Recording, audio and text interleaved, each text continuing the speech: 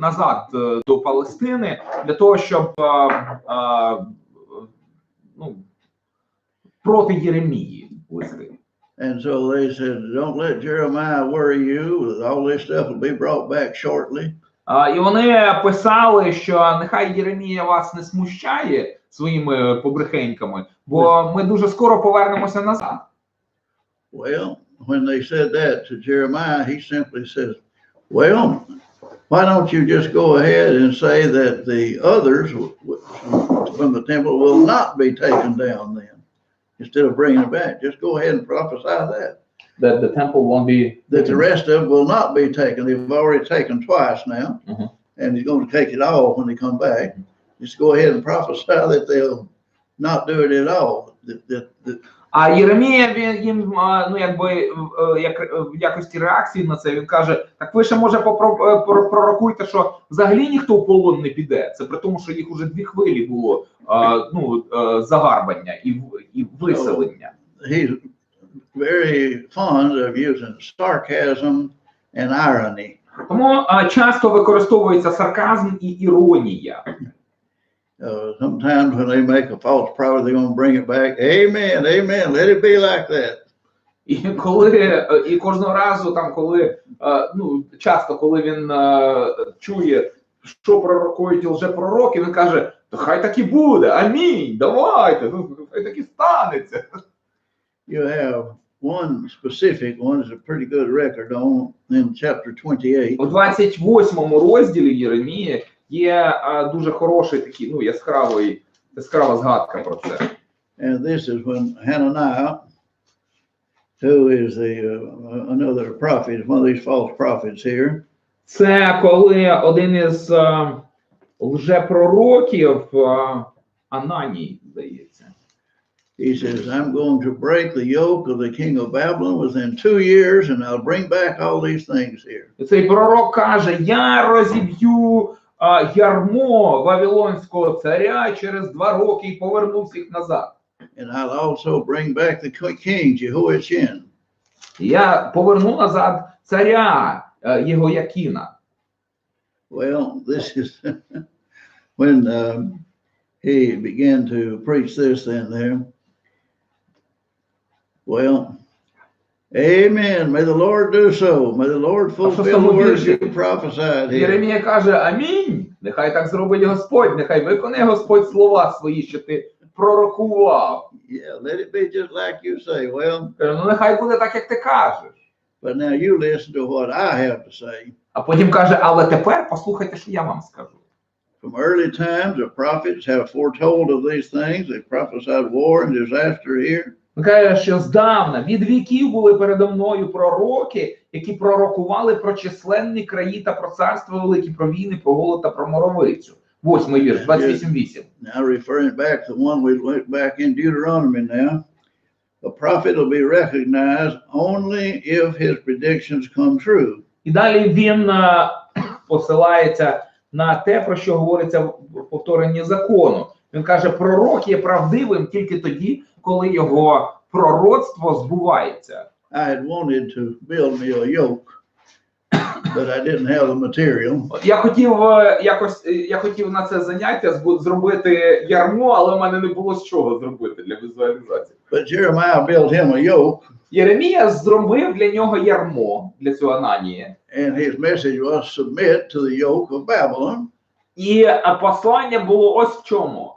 Покорися ярму Вавилонському. And so just be like this, be under the yoke, let them rule over you. Будь під цим ярмом, нехай вони правлять тобою. Будь в цьому ярмі. Well, when he did that, Hananiah, this false prophet, he just broke it off his neck, broke it off Jeremiah's neck. І Єремія носив це ярмо в себе на шиї. Що зробив Ананій? Він скинув ярмо із шиї Єремії і розбив його. This is the way I'll break off the yoke of Nebuchadnezzar here. І він каже, ось так я розіб'ю ярмо Навуходоносора. And then it'll be in 2 years it'll all be settled here. І через 2 роки все буде владнано. Well, having just had there, made his point, told the truth, Had that broke? No, Jeremiah just walked away at this time now. Єремія просто пішов від нього цього часу. But a little bit after this happened now, Але скоро після того, як це сталося, God came a message to Jeremiah, послав звістку Єремії. and he says here now, verse 13 of chapter 28, 28:13. you broke a wooden yoke off, До Ананії слово. Він каже, ти поламав дерев'яне ярмо, but in its place you'll get a yoke of iron. але замість нього я вчиню для тебе ярмо залізне. I'll put an iron yoke on these nations and they'll still serve Nebuchadnezzar. І на всі ці народи я одягну залізне ярмо, щоб вони служили Навуходоносорові. So again, you have persuaded this nation to trust in these lies, you false prophets have. Він каже, ви, лжепророки, ви підштовхнули всі народи до того, щоб вони слухали ваших лжепророцтв. So God had just about all he could stand, and so І he ось says, увірветься терпець у Бога. this very year you're going to die. Він каже, і вже цього року ти помреш. Well, Jeremiah turned out to be a true prophet this time. І цього разу Єремія знов довів свою правдивість як пророка. So a few months later he died. І через кілька місяців Ананій помирає. So there's limits beyond which people cannot go. God will stop them this way. Є межі, які людина не може переступити. Бог утримає її від цього. Okay, now in that second deportation now, А далі мова про другу депортацію. they had gone here and took off several thousand, including all the workers, I mean, and especially trained craftsmen and so forth. І вони забрали з собою в цю другу хвилю, забрали людей освічених, людей вмілих в певних ремеслах. So Jeremiah sent them a letter down to where Ezekiel was there, urging them. Єремія надсилає послання, надсилає листа євреям, які знаходяться разом з Єзекіїлем, ну, в тому місці, в Вавилоні. Make the best of it. Він каже, користуйтеся Go цим. on, have a normal life here. Живіть нормальним, звичайним життям. Build you a house and settle down. Побудуйте доми свої. Ось Have your garden, grow you some food. садіть, насаджуйте сади, вирощуйте їжу. Marry and have children. Go about your normal life. Одружуйтеся, заводьте дітей. Тобто живіть нормальним життям там, у вигнанні. Sure, you're not as free as before. Безперечно, ви вже не настільки вільні, як ви були But you раніше. can still have a good life here. Але принаймні ви можете жити гідним життям. And to get wives for your children and how there you marry your sons off, your Ви daughters давайте off here, своїх дітей до шлюбу and grow in number and not decrease. і зростайте в числі, не зменшуйтесь. If you keep rebelling, well, they'll be killing some of you here. Він каже, бо якщо ви будете повставати, то вони будуть вас знищувати, вбивати будуть. And seek the peace and prosperity of the city you're in. І він каже, шукайте миру і процвітання для міста, в якому ви мешкаєте. Don't be professional rabble-rousers and troublemakers. Не ставайте професійними революціонерами і траблмейкерами. This is so hard for people to understand. І це дуже важко зрозуміти багатьом людям. Sometimes it takes hold of a whole half of a nation.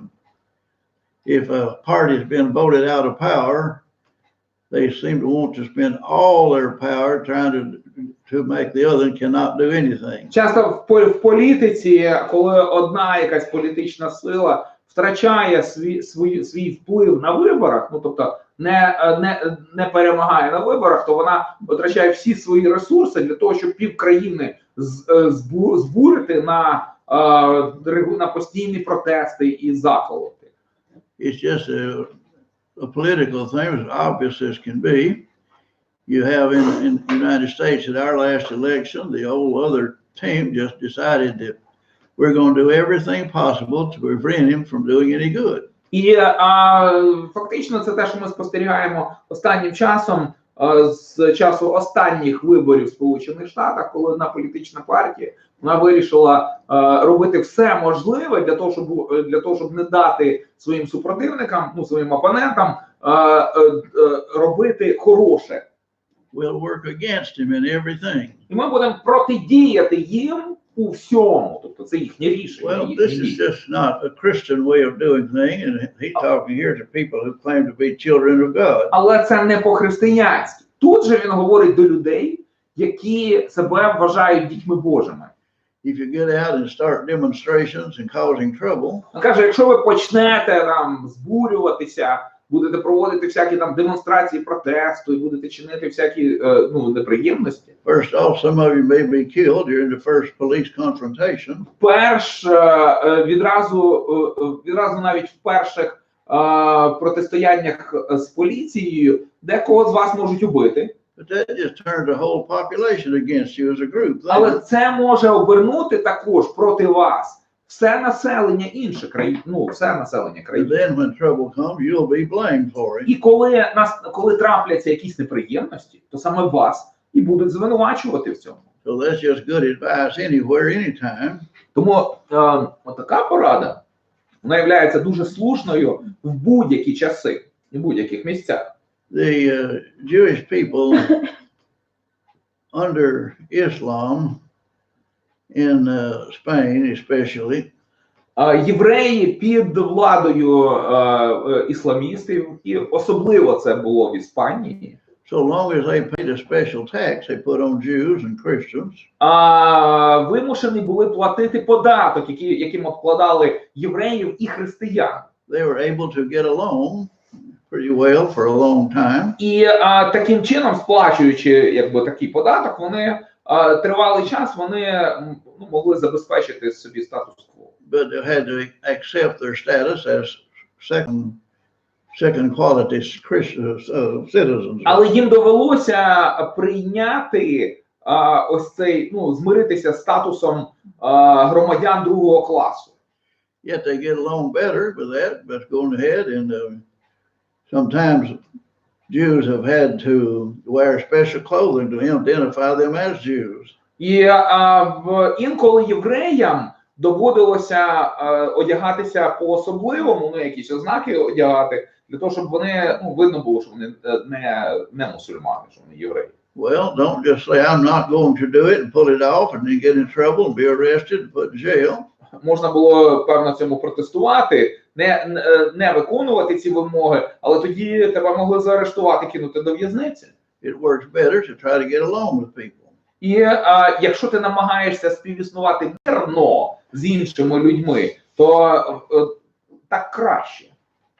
I can remember in moving to Japan, Я пам'ятаю, коли перебрався до Японії вперше, they gave us some good advice. нам дали, в процесі, нам дали дуже слушну пораду.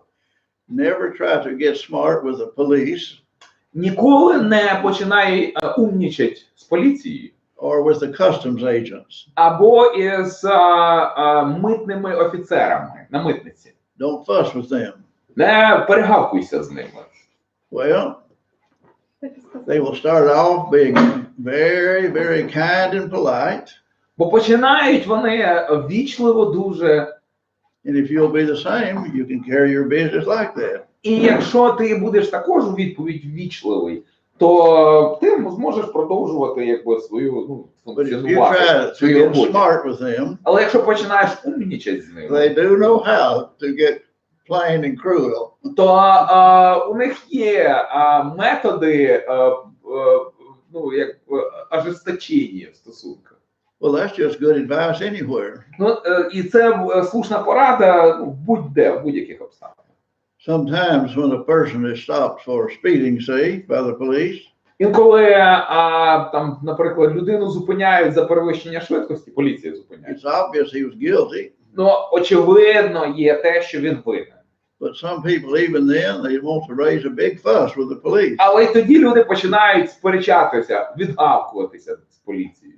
It'd be so much easier just to accept the facts and go pay your fine and be done with it. Значно простіше. Погодитися, визнати факт, заплатити штраф і все, історія закінчилась. So this is just, Jeremiah is sending them just good advice here, how to get along in that country. Тому Єремія їм дає просто пише їм в листі хорошу пораду дає, як вижити в тій країні. And we'll Жити do нормально. well to have respect for those in authority over us, Ми маємо виявляти повагу тим, хто має владу понад нами. even if they seem to be unfair. Навіть якщо інколи ці володарі нам здаються нечесними чи несправедливими. We have both Peter and Paul urging us to be good citizens of any country. Петро і Павло обоє закликають нас бути гідними громадянами в країнах, в яких ми живемо. Have respect for the authorities Маючи there. повагу до влади. Now this comes into a very big problem when you don't have a solid government, when you have revolutions and things like that. Але проблеми виникають тоді, коли в країні немає якоїсь, знаєте, однорідної влади, коли починаються якісь там у владі починаються заколоти там чи якісь революції. We were advised by experienced people as we go traveling. Коли ми подорожували, нам мудрі люди радили, if you're ever in a country and they have a civil war where nobody is in control, щоб, коли ти, наприклад, опиняєшся в країні, в якій відбувається якась там громадянська війна або якийсь такий внутрішній конфлікт, і здається, що ніхто не контролює ситуацію. Get out on the first plane to anywhere. Сідай на літак і лети куди завгодно, в будь-яку іншу країну. No matter where, if it's a dictatorship or what kind of a country. Неважно в яку країну, навіть якщо це якась там країна з диктатурою.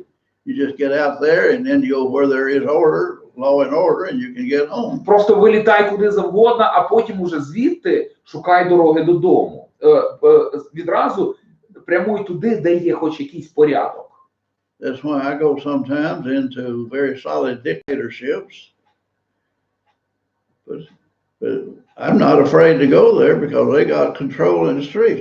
It's safe to walk the streets where there's a dictatorship. І саме тому, коли навіть якщо попадаю в країну, в якій явна диктатура, то принаймні на вулицях безпечно ходити. Тобто ти можеш йти на вулиці, на тебе ніхто не нападе через те, що вони контролюють ситуацію. They're very rough on crime. Да, бо диктатори, як правило, по відношенню до злочинності надзвичайно жорстко ставляться. So that's the purpose of government, to have a safe place for the citizens to take care of them, take care of their business.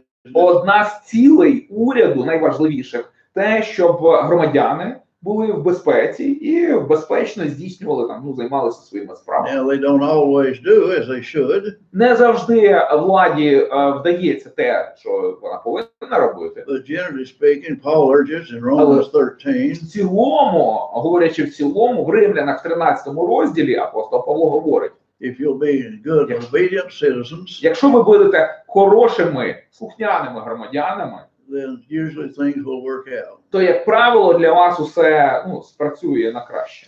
I remember in one country, Я пам'ятаю, в одній країні they had elected a woman president, вибрали в президенти жінку, but the general of the army said, no, I'm taking over. Армійський генерал сказав: ні, я беру владу на себе.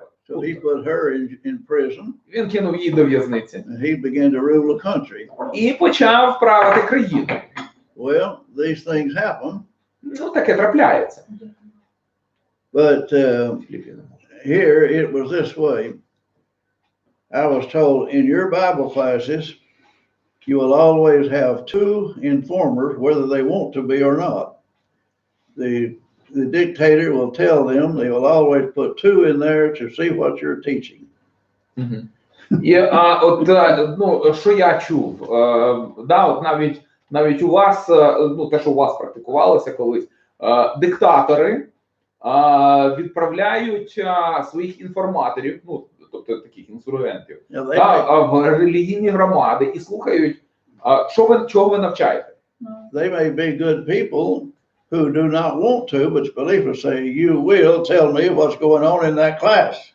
І це можуть бути навіть громадяни, просто добросовісні громадяни, які, може, і не хочуть цього робити, але вони будуть вимагати: ти мені маєш розказати під тиском, Що у вас там відбувається на цих, на ваших біблійних уроках? Well, I like to say, I hope they're watching and listening because I teach them to be good citizens and obedient. І в такому випадку, коли я знаю, коли я перебуваю в такій країні, і я знаю, що це можливо, то я навіть відкрито кажу, я сподіваюся, що ці інформатори чують, бо я хочу, щоб вони були також добропорядними громадянами. But anyway, go back very much in a very difficult time here in Israel's life. In fact, it's in the last several years here. А в житті Ізраїля в контексті книги оці останні роки існування царства надзвичайно складні.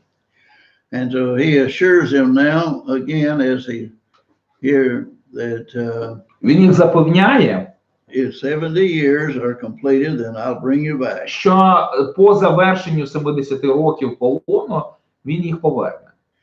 So this is a promise that Jeremiah makes, Це обіцянка, and the яку false дає, prophets don't like it, so яку surely it will not виявляє be 70 Єремія. years. А уже пророкам це не подобається, безперечно, їм 70 років їх не радує. But again, he urges the people Але він закликає людей, to live good lives there. що вони добрими життями жили там, в полоні. Now, sometimes the government there, when people begin to get into a lot of trouble, they would actually execute them. I mean, the Babylonians would. And so we have an example of that now. І зазвичай, ну, наприклад, в даному випадку вавилоняни, вони, якщо народ там причиняв якісь там неприємності, вони починали там їх винищувати. There were two of these false prophets. It must have been urging them not to be, you know, good citizens, not to Схоже, було be два лжепророки, які не хотіли бути покірними. And these are Zedekiah and Ahab, but that's not the king Zedekiah, and that's not the former king. І ці два лжепророки, Седекія і Ахав. Це Седекія не цар, тобто це хтось інший. But the king of Babylon burned these two. І тут сказано, що цар Вавилонський спік їх на огні, тобто спалив. So you can see how these people need to be encouraged to be good citizens, be obedient here. Тому, власне, от через це народ повинен був почути ось це заохочення бути хорошими громадянами. And live good lives. In fact, it says these had committed adultery. І щоб вони змогли жити гідним життям. Більше того, тут сказано, що вони, оці двоє, Седекія і Ахав, що вони чинили перелюб 29-23. І це був не тільки духовний перелюб, да, зрада. Тут сказано, що вони перелюб чинили з жінками своїх ближніх. Come back here then and to say that do that and go up here and say you don't have to listen to Jeremiah or Ezekiel or any of these things. І вони закликали не слухати Єремію, Єзекіля, тобто вірне слово не слухати, а слухати ложне слово. 23-й вірш. So here again, here ought to have been enough people to know not to listen to them because they're trying to speak in the name of God, yet they're living immoral lives. Він каже, що їх не варто слухати, бо вони хоч і стверджують, що говорять Слово Боже, але живуть вони аморальними життями. And they're still claiming it's a message from God. І стверджують, що те, що вони говорять, це звістка від Бога. Well, God did not use such immoral people. Але Бог не використовував настільки аморальних людей для того, щоб доносити звістку свою. This is a sometimes overlooked thing. God required his messengers to be themselves pure and holy. Часто ми це якось випускаємо з виду, що Бог вимагав від своїх посланців, щоб вони були чистими і непорочними в своєму поводженні. There are very rare exceptions to that in the Bible. А в Біблії є вкрай рідкісне виключення цього правила. One of these was God's spokesman in the Old Testament was Samson. Одним із таких промовців від імені Бога в Старому Заповіті був Самсон. Samson was one of the very few spokesmen for God От він був одним з дуже небагатьох, who did not always live himself a good moral life. який не завжди жив добропорядним, високоморальним життям. Yet sometimes we forget the purpose of Samson's life. Але ми часто забуваємо знову ж таки призначення Самсонового життя. Even before he was born, his life's work was given. До того, як він народився, ціль його життя була йому призначена. And he was said that he would begin to deliver the people from the Philistines. Сказано було, що він почне рятувати народ Божий від филистимлян. They had thought they couldn't fight the Philistines. Вони думали, що вони не спроможні протистояти филистимлянам. Well, they're so strong. They got better weapons. They got iron Филистимляни weapons. настільки We can't fight сильні, them. у них краща зброя, у них залізна зброя. Ми не можемо з ними боротися. But Samson's life work would teach him, yes, you can. With faith in God, you can. А Самсон своїм життям їм повинен був показати: ні, з вірою в Бога, з Богом ви можете протистояти филистимлянам. He did not finish that work, Ну, він не закінчив свою роботу, but he got it started. але він розпочав її. Saul spent all his life fighting the Philistines. Він все своє життя бився з филистимлянами. But it's only David who put him under full control. Але тільки при царю Давиді филистимляни були повністю подавлені. After David's time, they were just always submissive to Israel. І після Давида, уже після правління Давида, филистимляни завжди були в покорі Ізраїлю. But as you'll remember the stories, we have example of Samson lying with the harlots and this kind of thing. Але ж ми пам'ятаємо історії, як Самсон злягався з блудницями і так далі. He's a rare exception to Тобто that what God required of his people. Він був рідкісним виключенням із правила, згідно з яким Бог ставить високі вимоги до своїх людей. And again, І знову ж таки, if you had time for a study, not only was Samson a strong man of the Bible, якщо у вас буде час на вивчення, то ви знайдете, що Самсон був не просто найсильнішим чоловіком в Біблії. he was also a real comedian. Але він також був ще й таким жартівником справжнім. You remember several things he did in fun. Може ви пам'ятаєте, які він там прикольні такі, для сміху робив речі. Makes a very interesting study. І це може стати предметом такого цікавого вивчення. But again, he had Але знову ж таки, weakness в нього були and слабкості. weakness for women here, Слабке місце в нього було жінки. and it shows up in his work. І воно явне в його труді. And yet God even turned that around to where it would be a way of going to destroy enough Philistines that they knew that they could fight with them. Втім, він був настільки сильний, що він міг так їм протистояти, що вони з ним нічого не могли поробити. But God says here now, Але Бог тут каже зараз: these people ці люди, who live immoral lives and then come back and claim to speak for God, аморально і стверджують, вони приходять і стверджують, що вони від Бога говорять. they have no influence for good. У них вплив їхній не на краще.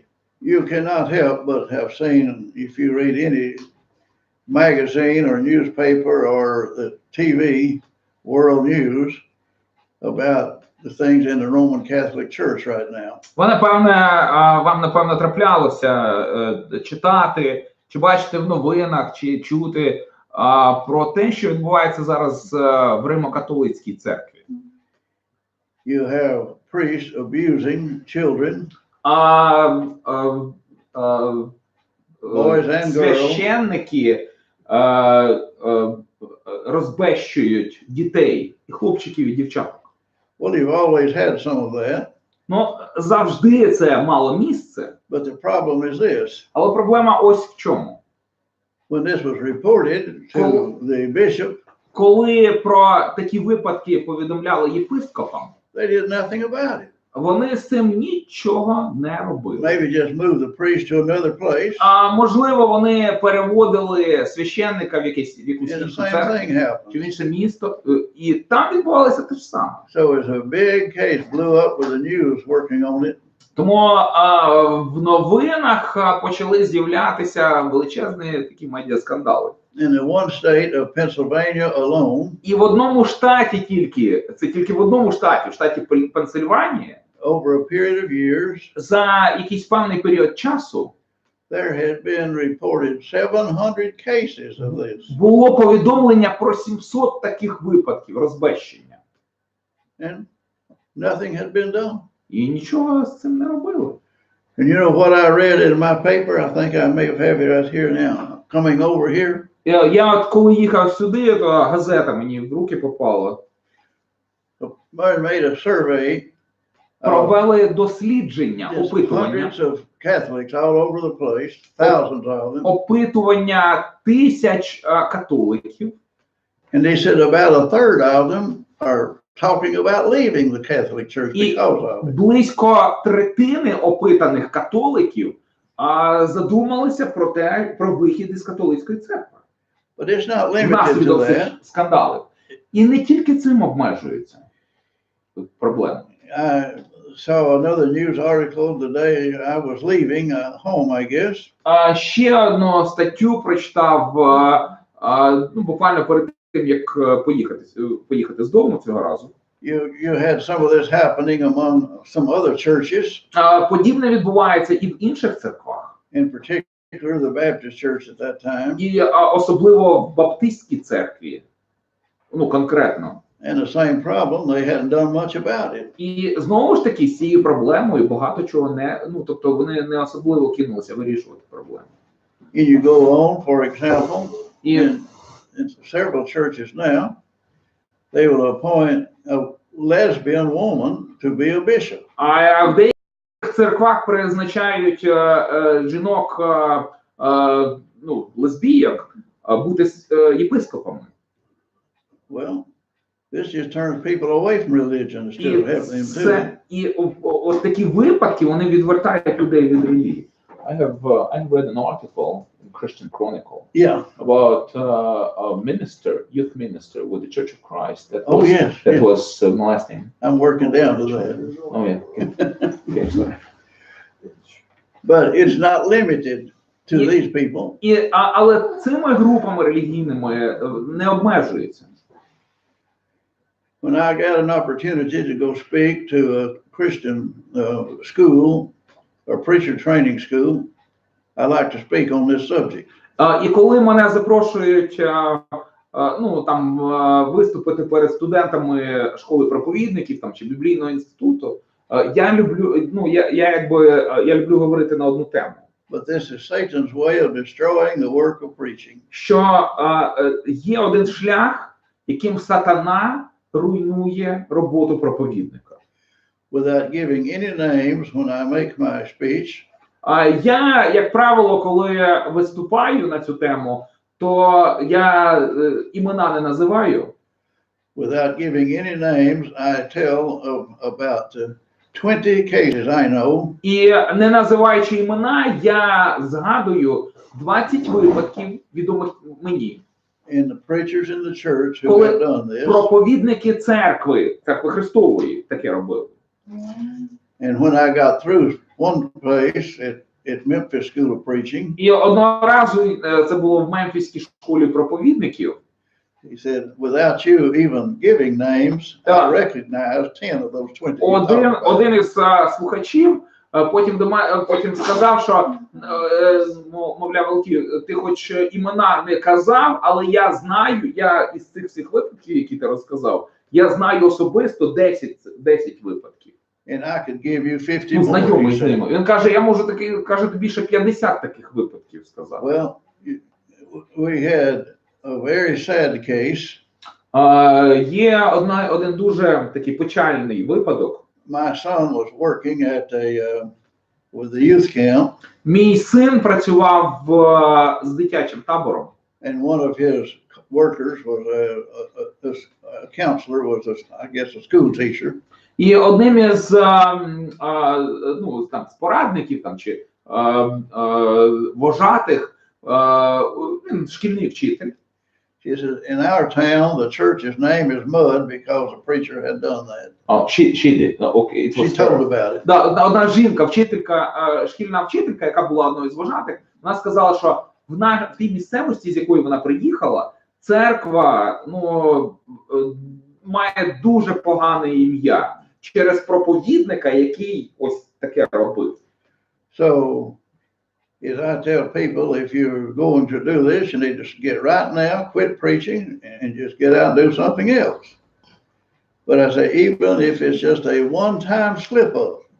І я, як правило, кажу, якщо ви хоча б один раз посковзнетеся, якщо хоча б один раз це допустите, вам потрібно припинити бути проповідником. Потрібно піти. Will remember it for 50 years. Але проблема в тому, що навіть одна така помилка запам'ятається людям на півстоліття. So you destroyed half of your work. Тому половину своєї роботи ти точно пустиш під колію. Or just a one-time slip-up, that's all. Хоча б один раз посковзнешся. But again, we teach by our lives, by our examples, as well as by our word. Ми проповідуємо своїм життям, своїм прикладом, так само, як і проповідуємо словом своїм. So purity of life Тому is what we need чистота to have. життя – це те, що нам слід мати. This is what the wicked word is looking for, is hypocrisy in Christians. Але ось світ, оцей лихий зіпсований світ, він цього шукає. Він шукає лицемірства в християнах. Він вишуковує його. Oh, they like to put that on the front pages of every newspaper, everything. І це обов'язково помістять на шпальти кожної газети, якщо це станеться. You see flash across a television screen, preacher caught in the act. І буде там бігуща строка, будуть в новинах там, проповідника спіймали на такому. So people are looking for that as an excuse to not be Christian. І люди шукають в цьому відмазку, щоб не ставати християнами. And this is why, for example, in the book of Corinthians, I believe you've been studying that. I know you're in 2 Corinthians now, but Саме тому, якщо ви вивчали 1-2 Коринтян, я знаю, що ви посередині зараз 2 Коринтян вивчаєте. you had here an unusual case. Там згадується одна така незвична ситуація. One member had taken Це his коли father's wife, obviously a stepmother, not his mother. один член церкви вступив в стосунки із дружиною свого батька. Ну, вочевидь, це не його мати була, ну, мачуха.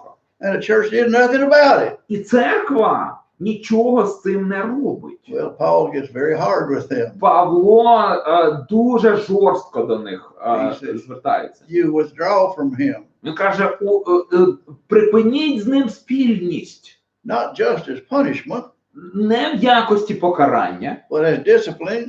але в якості дисциплінування. You make him want to come back. Або зробіть так, щоб він захотів повернутися. Well, they did, Вони це зробили, and he did. і він покаявся. But you know what? Але ви знаєте що? It had been so sad, they didn't want to forgive him when he came back. Коли він повернувся, вони настільки були засмучені, що не хотіли його приймати. Well, Paul says, forgive. Павло каже, пробачте їх. And so we have it all the way as Christians. We are supposed to discipline, but we're also supposed to be willing to forgive when people come back. Тому, як християни, ну от так ми повинні поступати. Ми маємо дисциплінувати, але коли людина кається, ми маємо її прийняти. But it definitely affects our work in so many ways. І це безперечно впливає на нашу роботу в багатьох аспектах. So these false prophets here were doing that one. І ось ці вже пророки там, They're still already in Babylon. They're still doing that one, and yet they claim to be speaking for God. Вони попали самі в Вавилон, в полон, про який вони казали, що його не станеться, і вони досі продовжують говорити проти Бога. They're not only speaking lies, they're living lies. І вони не просто виголошують брехню, вони брехнею живуть. With our change in schedule, would somebody tell me when we want to take a break? like in 10 minutes. Okay, okay. So this is just one thing that Jeremiah has to face, as well as Ezekiel, the place there, and it applies to us, the principle, very clearly. І цей принцип стосується і нас дуже ясно. Принцип, який був застосований до Єзекіля і до Єремії. Well, they had another problem now. Тепер у нас виникає ще одна проблема. Jeremiah is still back there in Jerusalem. Єремія залишається ще в Єрусалимі. Ezekiel is over here in Babylon. Єзекіль в Вавилоні в цей самий час. Now, you have a man named Shemaiah. І є у нас тут чоловік, якого звати Шемая.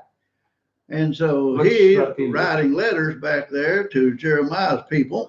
І Шемая пише листи, звернення пише до людей, які з Єремією. And he said, that madman Jeremiah is telling you that you're going to be here for 70 years and all that kind of stuff.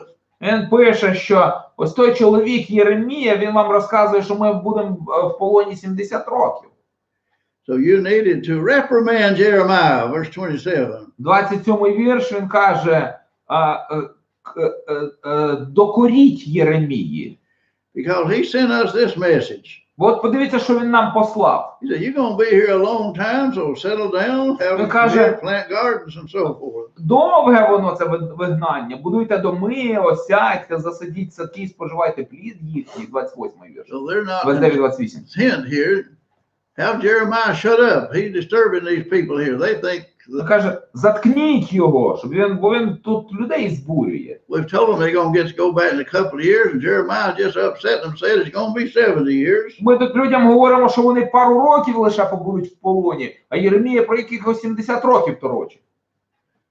And so he says, this man Shemaiah, І ось цей чоловік Шемая, his whole family will die. He won't have any children to carry on the family line. Він каже, що весь його рід помре, вся його сім'я помре, і не буде, і діти його ніхто не буде кому продовжити його ім'я. Because he has preached rebellion. Бо він проповідував повстання. So, on and on we can go with this teaching here of Jeremiah, of Ezekiel, that the people face your reality, be willing to repent of your sin and change your way. І от Єремія і Єзекіль, вони обоє, вони говорять, вони постійно проповідують реальність. А реальність от чому? Покайтеся в гріхах, і вам буде прощено. Now, there's a verse you're going to need to keep in mind because it is really been taught to mean what it is not. And that on down in є ще один вірш, який слід запам'ятати з точки зору того, що часто йому приписують те, що цей вірш не означає. Це вірш we call the time of Jacob's trouble in most versions here, trouble for Jacob. 7 30 глави, глава 30, вірш 7. Це недоля Якова. Ще інколи називається вірш про недолю Якову. Well, that's just a common meaning. It's a time of trouble for the people of Jacob here, for the people of Israel. Ну, і тут таких, знаєте, в загальних термінах говориться про нещастя, яке впаде на народ Ізраїля, на дім Яковів. Certainly it is a terrible time. І, безперечно, це жахливий час їхньому. But people have taken this one word here, time of Jacob's trouble. І люди беруть ось цей вислів, час недолі для Якова. And like the other verse, they put that somewhere way in the future from now. І вони, так само як інші маніпулятори словом, вони беруть цей вірш, ці слова виривають з контексту і поміщають його в далеке майбутнє, тобто щось таке, що ще не сталося. It's not a set time of here, if something started here, really terrible here, Jacob's trouble here, and over here it's ended that way. It's not that, it's just a common thing here. It's a very difficult time for Jacob, yes. Але тут не щось таке, знаєте, специфічне, чим можна так маніпулювати. Це, безперечно, цей час для дому Яковового – це тяжкий час. Jacob, of course, is just another name for Israel. Remember that one. Яків – це ще одне ім'я Ізраїля, не забувайте про це. And so this is a time of trouble, all right, but it's not referring to a specific time way into the future now, like so many І claim. тому це дійсно час недолі, час горя, але це не щось таке, що станеться в далекому майбутньому. But he can go on in reality what he's going here now. David is going to be their king. Verse 9. І далі він їх повертає до реальності. Він каже до того, що станеться. Він каже, що зацарює Давид на престолі своїм. But again, David had been dead 400 more years. Але Давида немає вже кількасот років. Of course, this is naturally a reference now to Jesus. Безперечно, тут так само посилання на Ісуса. The line of David will be king. Бо із роду Давидового буде цар. To keep in mind the importance now of Jesus as being king. Тому не забувайте про важливість того, що Ісус є царем. І те, що він залишається царем і зараз. So this cannot be overemphasized. Again, this not David individually, personally, he's not raised from the dead, but this is Jesus. Тому це варто, це важливо не опускати з уваги, що це не Давид, там воскресне з мертвих і стане царем, а що це мова про Ісуса. Пам'ятаєте, коли Ісуса розіп'яли, що було написано? Що було написано на хресті? The King of Jews. The King of the Jews. Okay, this is just one of these prophets that referring to this way into the future.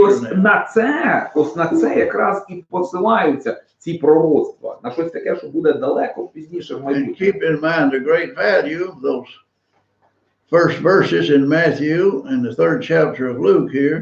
That's not just there for you to have a little memory work. They have a reason for it. І також не забувайте, що ось той перелік в Матвія в 1 розділі і у Луки в 3 розділі, це не просто там, знаєте, щоб перелік імен, які там, можна там для загальної ерудиції вивчити на пам'ять. Jesus has a right to be king because he descended from David. Мав право на царство, тому що він фізично, от він по родоводу, він належав до Давидової сім'ї. And again now, he goes on down in the same chapter now. І далі він продовжує тут же в цій главі 30. He said, I'm sending you to these nations. Він каже, посилаю тебе до народів. I'm going to bring you back. І потім поверну. But they will all be destroyed. А ті всі народи будуть знищені. They will all be completely destroyed. Вони будуть конче знищені. Says that over and over, especially in 16. І знову це повторюється. Особливо в 16-му вірші сказано, 30-16. Тому всі, що тебе поїдають, поїджені будуть. А всі твої вороги, вони підуть в полон і стануть здобиччю. And again, I will restore, 18, a beautiful promise. Again, I will restore the fortunes of Jacob's tents. Прекрасна обітниця. Він каже, поверну з полону шатра Якову. I'll have compassion, the city will be rebuilt. І змилуюся над місцями його пробування, і відбудуються міста. Again, they'll come with the sound of thanksgiving and rejoicing. В 19-му вірші сказано, що вийдуть вони з подякою. Тобто вони прийдуть, будуть йти назад додому з подякою, і з голосом радіючи. В 20-му вірші, що сказано, що сини його стануть як перші, що все буде безпечно і радісно. Не буде війни. Він каже, в 22-му вірші він каже, ви станете народом для мене, а я буду вам Богом. And again, a verse we quoted yesterday, 1 John 3. Вірш, який ми цитували вчора з вами, з 1 Івана 1:3. What great love God has to us to call us his children. Це, вірніше, 1 Івана 3:1. Так, яку Бог любов до нас має, називаючи нас дітьми своїми. That is our greatest privilege to be a child of God. Наша величезна привілея, те, що ми є дітьми. And he's going to bring honor to him. Live a pure holy life like God is the point.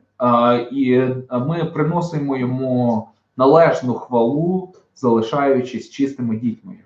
Sometimes in the New Testament it comes out that God disciplines people who are Christians also, just like he did these people. Часом в новому заповіті говориться про те, що Бог дисциплінує народ свій, так само, як і в даному випадку.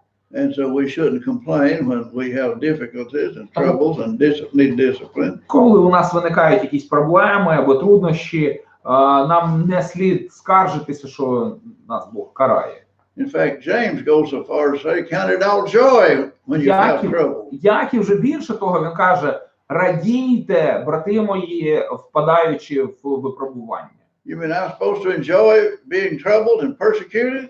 Чекай, то це мені значить, треба насолоджуватися тим, що в мене там проблеми і James says, count it переслідування. joy because you'll grow by it. А Яків каже, тіштеся з цього, тому що це You'll get дасть closer to the Lord. причину для вашого зростання, і ви наблизитесь ближче до Бога. And so this is the part that matters for us. І саме це от для нас і має значення. Well, I guess it's about time for a little break. Я думаю, що зараз час на So we'll невеликий give you a перерив. little rest here now. От трошки відпочиньте. Okay.